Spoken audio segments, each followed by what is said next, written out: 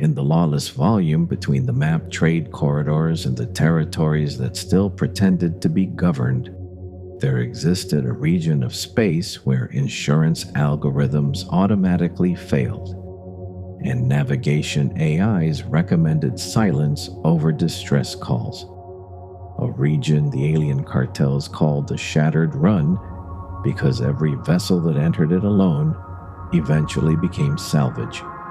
And for nearly a century, that outcome had been accepted as an unavoidable equation, not enforced by fleets or empires but by distance, ambush geometry, and the simple reality that help never arrived in time until the day a single human capital ship began to alter the statistics of loss. The pirates did not initially understand that anything had changed because there had been no declaration and no patrol route broadcast across public channels. Only the gradual collapse of successful ambushes, convoys that should have vanished emerging intact at the far end of the corridor, and the unexplained disappearance of entire raiding groups that had operated in those asteroid shadows for generations. And when the surviving cartels attempted to trace the cause, they found nothing that resembled a fleet. No forward operating bases, no supply depots, no territorial claim, only fragments of sensor distortion and drive signatures that appeared and vanished without a jump flash, as though a warship were moving through the blind angles of space itself. The first confirmed visual came from a damaged courier that had drifted for 6 hours without power before its emergency optics captured the silhouette of a vessel passing between it and the distant star field, a hull so large that it eclipsed entire constellations, its armor layered in functional geometry rather than the ceremonial lines favored by imperial navies, weapon spines exposed along its dorsal length like the skeletal structure of some deep space predator, engine emissions reduced to a faint distortion that bent background light instead of illuminating the void, and along its flank a designation burned into the metal in human script: CRS Indomitable. Verne did not deploy the Indomitable as a deterrent, he deployed it as an equation. Months before the ship entered any combat zone, its autonomous reconnaissance drones were already embedded in the region, disguised as debris, anchored to abandoned mining rigs, hidden within the sensor shadows of tumbling rock, recording not the positions of pirate vessels, but their behavior, the time between an ambush and the division of cargo, the angles preferred by specific species when executing a flanking maneuver, the latency of their communication networks when coordinating retreat. And from this ocean of data, he constructed predictive models that mapped not where the pirates were, but where they would be forced to move if they wished to survive another cycle. Among the pirate clans, the name spread faster than any tactical report, because it was always associated with the same outcome, not battle, but the absence of escape. The first time the pirate clans attempted to destroy the Indomitable, they assembled a coalition larger than anything the Shattered Run had ever witnessed. Vessels of incompatible design forced into a single formation by fear.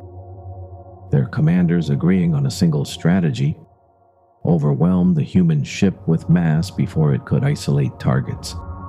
And when the Indomitable translated into their encirclement, the pirates believed, for a fraction of a second, that they had achieved the impossible. But their communications collapsed into mirrored signals, their targeting reticles filled with ghost images of their own ships. And in that confusion, the Indomitable did not fire its main weapons. The first time the pirate clans attempted to destroy the Indomitable, They assembled a coalition larger than anything the Shattered Run had ever witnessed. Vessels of incompatible design forced into a single formation by fear, their commanders agreeing on a single strategy, overwhelmed the human ship with mass before it could isolate targets.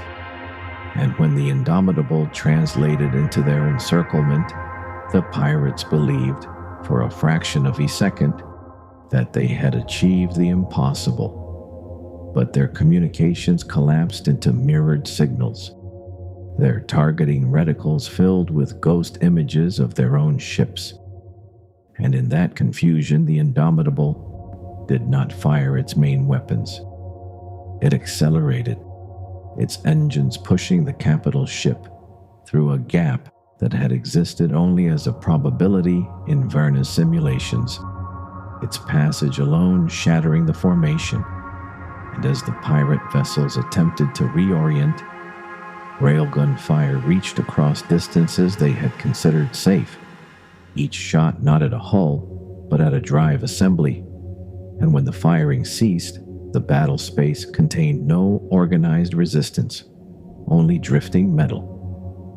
And the realization that the human ship had not been surrounded. It had entered the only position from which every pirate escape route intersected. Desperation drove the pirate clans into their final alliance, not of fleets, but of information.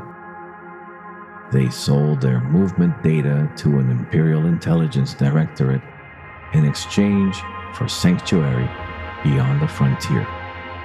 And for the first time, the Indomitable faced an opponent that could see its probable arrival points. Every supply cache marked for destruction, every drone network hunted down, every route seeded with mines and kill platforms. And for the first time in its history, the human warship was forced into a direct engagement against an enemy that understood its methods. The battle lasted 6 minutes because Verna did not attempt to break the encirclement. Instead, he transmitted his position openly across the trade network, and hundreds of civilian vessels altered course simultaneously, their drives igniting as they entered the contested zone not as combatants, but as witnesses, and the Imperial Directorate confronted with the economic consequences of destroying the one ship that had stabilized the frontier in full view of the entire commercial network, withdrew its support, and the pirate alliance dissolved into internal conflict and retreat. In the cycles that followed, the Indomitable appeared less frequently, not because it had been reassigned or destroyed, but because its presence was no longer required, its reputation alone altering behavior across distances its weapons could never reach. And in the deepest sections of the frontier, where the trade lanes narrow and the light of stable stars fades into the industrial glow of rotating habitats and mobile refineries, there is still a protocol followed by every convoy regardless of species or allegiance. A brief transmission sent into open space before entering the old pirate corridors. Not a request for escort and not a distress signal, but an acknowledgement of the vessel that changed the mathematics of survival. Because the true weapon of the Indomitable was never its guns, but continuity. And continuity, once established, cannot be ambushed.